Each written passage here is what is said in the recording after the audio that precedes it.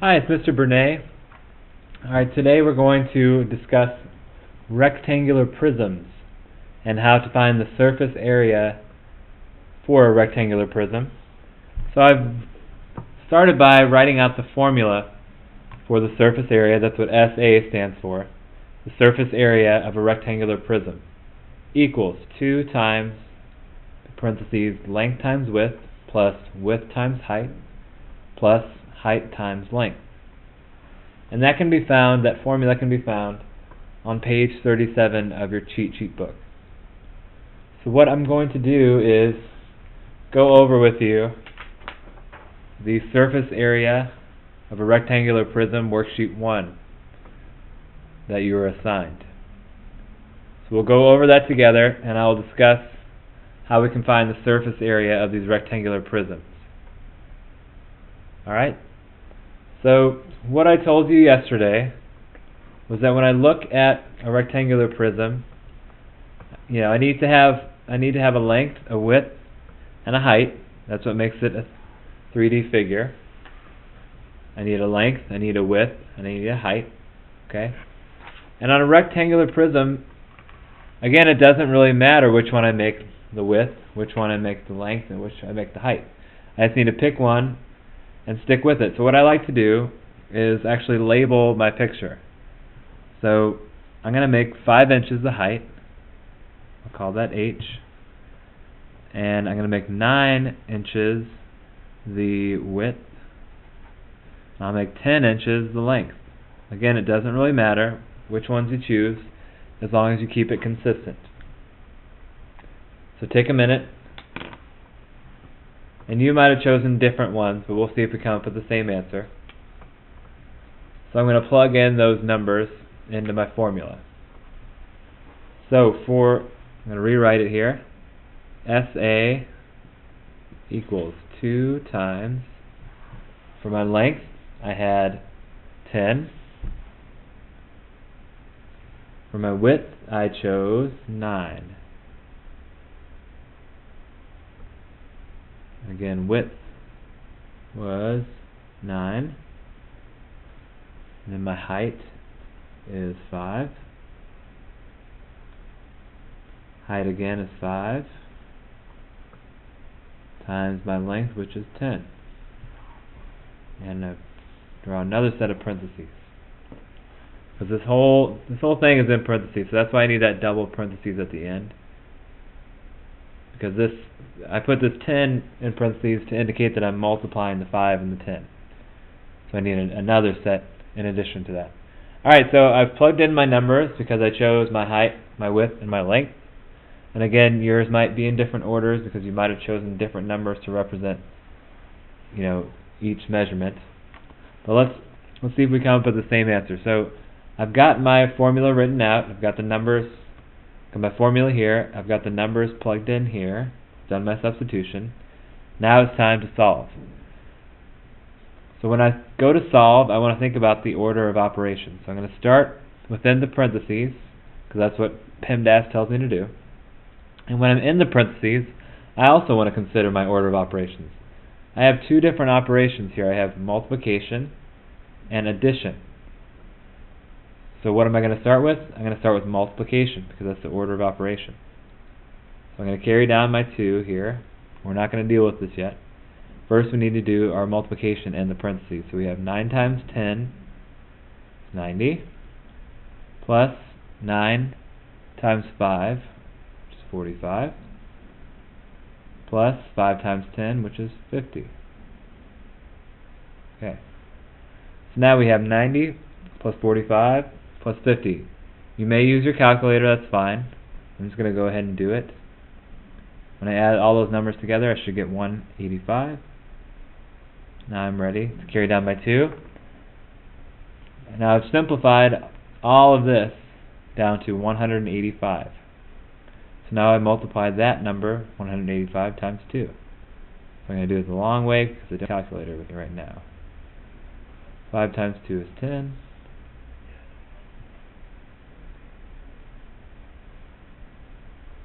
And I get an answer of 370. Alright, so 370 is my answer. I'm going to write that on my page. 370 though, we have a problem. 370 is a naked number. So what is my label going to be? Because I need to make sure in the label. My label is going to be inches squared because the figure is measured in inches. And my units are going to be squared units.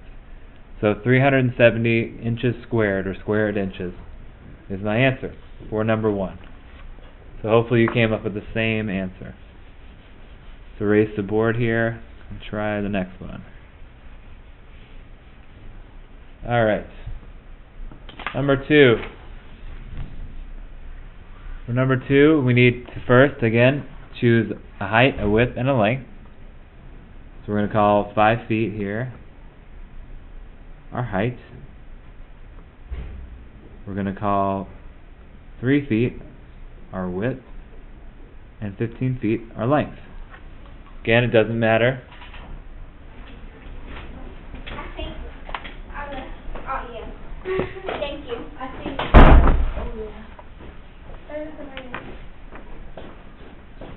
you said bring telephone tomorrow, right? Yes. Alright, so again, it doesn't matter which number you choose, as long as you stay consistent in the problem. Okay, so let's try here. Surface area equals 2 times length times width. So my length is 15 and my width is 3, plus my width again is 3, times my height, which is 5, plus my height again,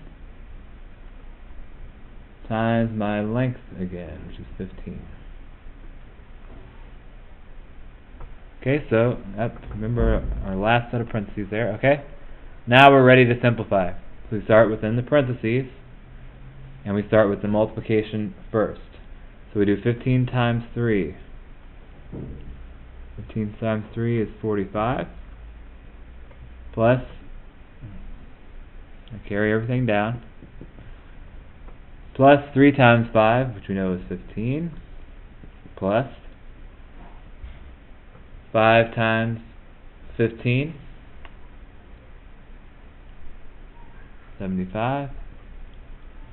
Now we're going to add these numbers together, because we're still in the parentheses.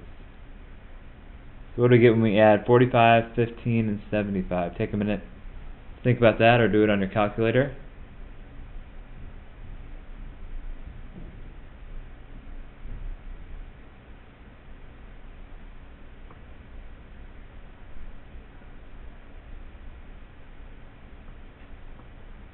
It's 135. 135. 2 times 135. Surface area equals 135 times 2. 10, 7, 2. 270 should be your answer. 270. Let's go back. Surface area equals 270, and we have a naked number, so we need to give some close. Our units here are square feet. Square feet. Alright, so let's look at the next one. We need to pick out our labels. 11 is going to be my height. 4 is going to be my width. And 14 is going to be my length. So let's plug in the numbers. Erase the board.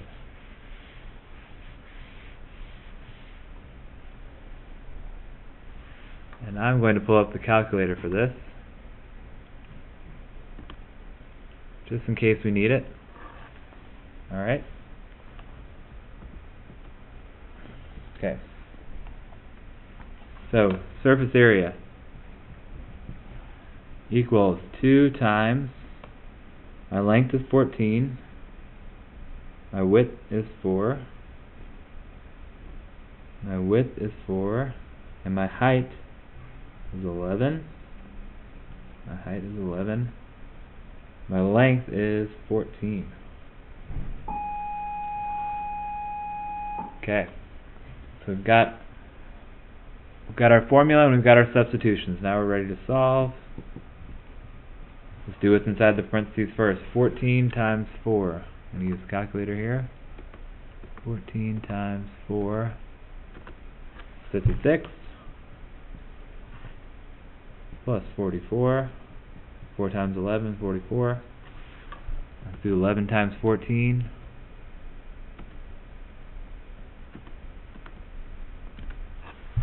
154. Add all those together.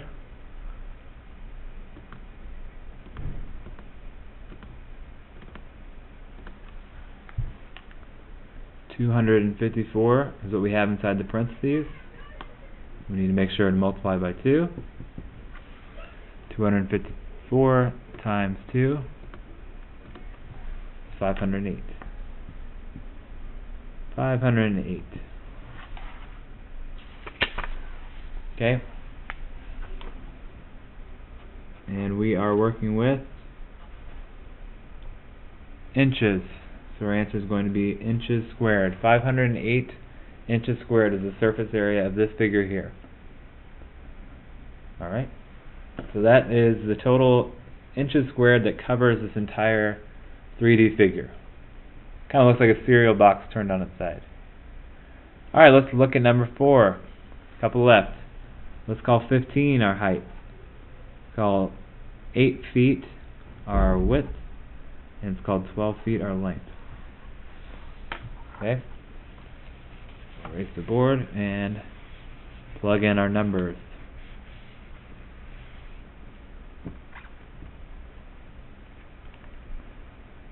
Alright, surface area equals 2 times our length, which is 12,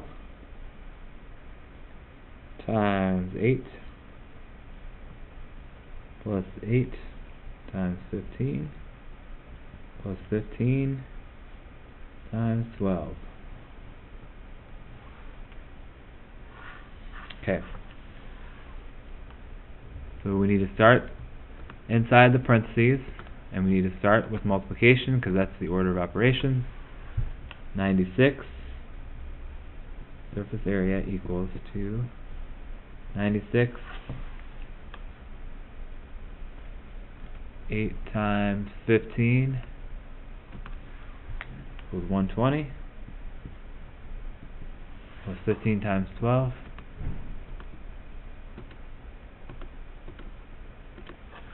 equals 180.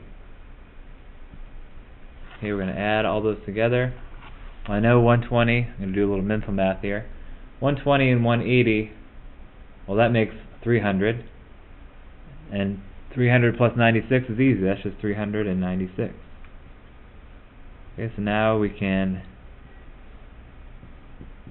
multiply that by 2, and we'll have our surface area. 396 times 2. That is 792. That's our surface area, 792.